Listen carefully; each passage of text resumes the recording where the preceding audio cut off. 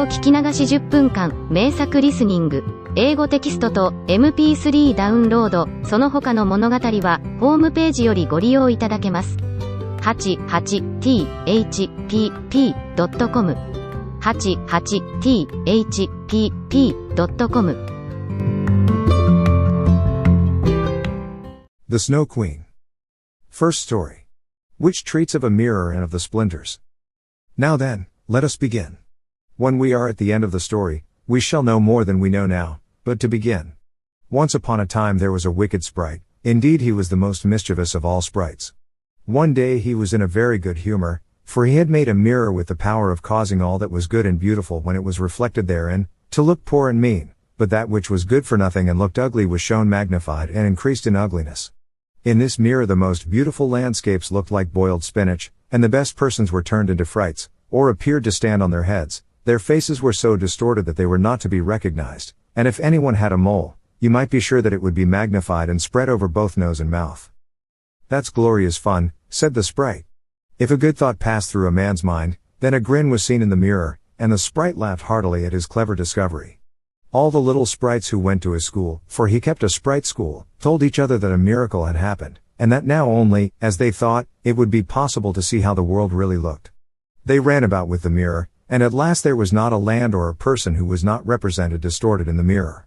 So then they thought they would fly up to the sky, and have a joke there. The higher they flew with the mirror, the more terribly it grinned, they could hardly hold it fast. Higher and higher still they flew, nearer and nearer to the stars, when suddenly the mirror shook so terribly with grinning, that it flew out of their hands and fell to the earth, where it was dashed in 100,000,000 and more pieces. And now it worked much more evil than before, for some of these pieces were hardly so large as a grain of sand, and they flew about in the wide world, and when they got into people's eyes, there they stayed, and then people saw everything perverted, or only had an eye for that which was evil. This happened because the very smallest bit had the same power which the whole mirror had possessed. Some persons even got a splinter in their heart, and then it made one shudder, for their heart became like a lump of ice. Some of the broken pieces were so large that they were used for window panes, through which one could not see one's friends.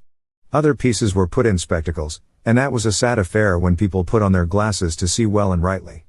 Then the wicked sprite laughed till he almost choked, for all this tickled his fancy. The fine splinter still flew about in the air, and now we shall hear what happened next. Second story. A little boy and a little girl. In a large town, where there are so many houses, and so many people, that there is no roof left for everybody to have a little garden, and where, on this account, most persons are obliged to content themselves with flowers in pots, there lived two little children, who had a garden somewhat larger than a flower pot. They were not brother and sister, but they cared for each other as much as if they were. Their parents lived exactly opposite. They inhabited two garrets, and where the roof of the one house joined that of the other, and the gutter ran along the extreme end of it, there was to each house a small window. One needed only to step over the gutter to get from one window to the other. The children's parents had large wooden boxes there, in which vegetables for the kitchen were planted, and little rose trees besides. There was a rose in each box, and they grew splendidly. They now thought of placing the boxes across the gutter, so that they nearly reached from one window to the other, and looked just like two walls of flowers. The tendrils of the peas hung down over the boxes, and the rose trees shot up long branches, twined round the windows, and then bent towards each other. It was almost like a triumphant arch of foliage and flowers. The boxes were very high, and the children knew that they must not creep over them, so they often obtained permission to get out of the windows to each other, and to sit on their little stools among the roses, where they could play delightfully. In winter there was an end of this pleasure. The windows were often frozen over, but then they heated copper farthings on the stove, and laid the hot farthing on the window pane, and then they had a capital peephole, quite nicely rounded, and out of each peeped a gentle friendly eye. It was the little boy and the little girl who were looking out. His name was Kay, hers was Gerda. In summer, with one jump, they could get to each other, but in winter they were obliged first to go down the long stairs, and then up the long stairs again, and out of doors there was quite a snowstorm. "It is the white bees that are swarming," said Kay's old grandmother. "Do the white bees choose a queen?" asked the little boy, for he knew that the honeybees always have one. "Yes," said the grandmother, "she flies where the swarm hangs in the thickest clusters. She is the largest of all, and she can never remain quietly on the earth, but goes up again into the black clouds. Many a winter's night she flies through the streets of the town, and peeps in at the windows, and they then freeze in so wondrous a manner that they look like flowers." "Yes, I have seen it," said both the children, and so they knew that it was true. "Can the Snow Queen come in?" said the little girl. "Only let her come in," said the little boy. "Then I'd put her on the stove, and she'd melt." And then his grandmother patted his head and told him other stories. In the evening, when little Kay was at home, and half undressed, he climbed up on the chair by the window and peeped out of the little hole. A few snowflakes were falling, and one, the largest of all, remained lying on the edge of a flower pot. The flake of snow grew larger and larger, and at last it was like a young lady, dressed in the finest white gauze, made of a million little flakes like stars. She was so beautiful and delicate, but she was of ice, of dazzling, sparkling ice, yet she lived. Her eyes gazed fixedly, like two stars, but there was neither quiet nor repose in them. She nodded towards the window, and beckoned with her hand. The little boy was frightened, and jumped down from the chair. It seemed to him as if, at the same moment, a large bird flew past the window. The next day it was a sharp frost, and then the spring came. The sun shone, the green leaves appeared, the swallows built their nests, the windows were opened, and the little children again sat in their pretty garden, high up on the leads at the top of the house. That summer the roses flowered in unwonted beauty. The little girl had learned a hymn, in which there was something about roses, and then she thought of her own flowers, and she sang the verse to the little boy, who then sang it with her. "The rose in the valley is blooming so sweet, and angels descend there the children to greet." And the children held each other by the hand, kissed the roses, looked up at the clear sunshine, and spoke as though they really saw angels there. What lovely summer days those were! How delightful to be out in the air, near the fresh rose bushes, that seem as if they would never finish blossoming. Kay and Gerda looked at the picture book full of beasts and of birds, and it was then, the clock in the church tower was just striking 5, that Kay said, "Oh, I feel such a sharp pain in my heart, and now something has got into my eye." The little girl put her arms around his neck. He winked his eyes. Now there was nothing to be seen. "I think it is out now," said he, but it was not. It was just one of those pieces of glass from the magic mirror that had got into his eye, and poor Kay had got another piece right in his heart. "It will soon become like ice." It did not hurt any longer, but there it was. "What are you crying for?" asked he. "You look so ugly." "There's nothing the matter with me." "Ah," said he at once, "that rose is cankered. And look, this one is quite crooked. After all, these roses are very ugly. They are just like the box they are planted in." And then he gave the box a good kick with his foot, and pulled both the roses up. "What are you doing?" cried the little girl, and as he perceived her fright, he pulled up another rose, got in at the window, and hastened off from dear little Gerda. Afterwards, when she brought her picture book, he asked, "What horrid beasts have you there?" And if his grandmother told them stories, he always interrupted her. Besides, if he could manage it, he would get behind her, put on her spectacles, and imitate her way of speaking. He copied all her ways, and then everybody laughed at him.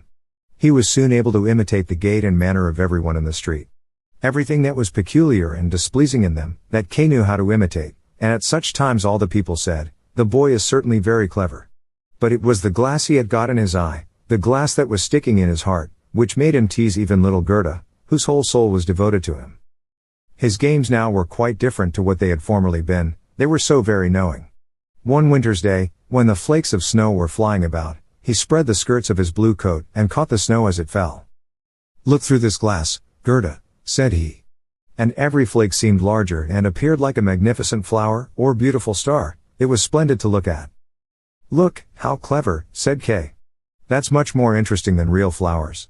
They are as exact as possible. There is not a fault in them, if they did not melt."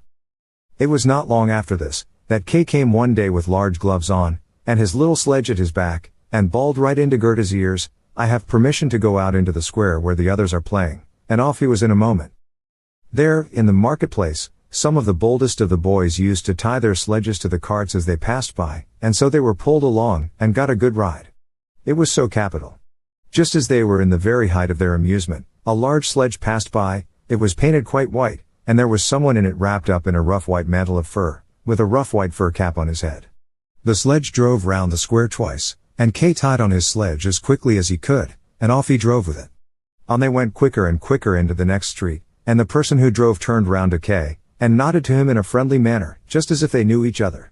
Every time he was going to untie his sledge, the person nodded to him, and then Kay sat quiet, and so on they went till they came outside the gates of the town. Then the snow began to fall so thickly that the little boy could not see an arm's length before him, but still on he went, when suddenly he let go the string he held in his hand in order to get loose from the sledge, but it was of no use. Still the little vehicle rushed on with the quickness of the wind. He then cried as loud as he could, but no one heard him. The snow drifted and the sledge flew on, and sometimes it gave a jerk as though they were driving over hedges and ditches. He was quite frightened, and he tried to repeat the Lord's Prayer, but all he could do, he was only able to remember the multiplication table. The snowflakes grew larger and larger, till at last they looked just like great white fowls. Suddenly they flew on one side, the large sledge stopped, and the person who drove rose up. It was a lady, her cloak and cap were of snow. She was tall and of slender figure, and of a dazzling whiteness. It was the Snow Queen. "We have traveled fast," said she, "but it is freezingly cold. Come under my bearskin." And she put him in the sledge beside her, wrapped the fur round him, and he felt as though he were sinking in a snow wreath. "Are you still cold?" asked she, and then she kissed his forehead. Ah! It was colder than ice, it penetrated to his very heart, which was already almost a frozen lump. It seemed to him as if he were about to die, but a moment more and it was quite congenial to him, and he did not remark the cold that was around him. My sledge. Do not forget my sledge. It was the first thing he thought of. It was there tied to one of the white chickens, who flew along with it on his back behind the large sledge. The Snow Queen kissed Kay once more, and then he forgot little Gerda, grandmother, and all whom he had left at his home. "Now you will have no more kisses," said she, "or else I should kiss you to death." Kay looked at her. She was very beautiful, a more clever, or a more lovely countenance he could not fancy to himself, and she no longer appeared of ice as before, when she sat outside the window and beckoned to him. In his eyes she was perfect, he did not fear her at all, and told her that he could calculate in his head and with fractions, even, that he knew the number of square miles there were in the different countries, and how many inhabitants they contained, and she smiled while he spoke. It then seemed to him as if what he knew was not enough, and he looked upwards in the large huge empty space above him, and on she flew with him, flew high over the black clouds, while the storm moaned and whistled as though it were singing some old tune. On they flew over woods and lakes, over seas and many lands, and beneath them the chilling storm rushed fast, the wolves howled, the snow crackled, above them flew large screaming crows, but higher up appeared the moon, quite large and bright, and it was on it that Kay gazed during the long, long winter's night, while by day he slept at the feet of the Snow Queen. Third story. Of the flower garden at the old woman's who understood witchcraft. But what became of little Gerda when Kay did not return? Where could he be? Nobody knew, nobody could give any intelligence. All the boys knew was, that they had seen him tie his sledge to another large and splendid one, which drove down the street and out of the town. Nobody knew where he was, many sad tears were shed, and little Gerda wept long and bitterly. At last she said he must be dead, that he had been drowned in the river which flowed close to the town. Oh! Those were very long and dismal winter evenings. At last spring came, with its warm sunshine. "Kay is dead and gone," said little Gerda. "That I don't believe," said the sunshine. "Kay is dead and gone," said she to the swallows.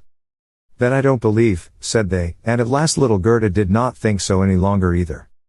"I'll put on my red shoes," said she, one morning. "Kay has never seen them, and then I'll go down to the river and ask there." It was quite early. She kissed her old grandmother, who was still asleep, put on her red shoes, and went alone to the river. "Is it true that you have taken my little playfellow? I will make you a present of my red shoes, if you will give him back to me." 英語聞き流し10分間、名作リスニング。英語テキストと MP3 ダウンロード、その他の物語は、ホームページよりご利用いただけます。